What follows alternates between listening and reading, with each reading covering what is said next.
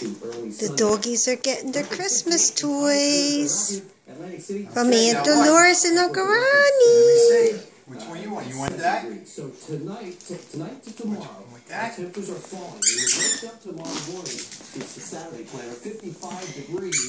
It'll be dropping. And poor Godzilla. Come on, Godzilla. You got your toy too. Come on. Squeak, squeak. She wants to take everybody else's toy. So we have Lily and Snowy. They're all trying to find out which toy. The toy that squeaks gets their attention, right?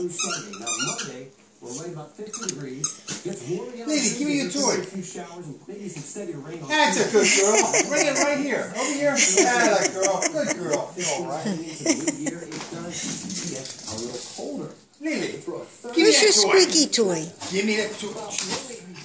Lily, give me the toy. You can't even see Godzilla with the dark rug. That's too funny. Lily, come here, baby. Come here. Come here, pretty girl. Come on, do the squeaky. Oh, my God. Put it down. Put it down, Rosie. Ready? All right.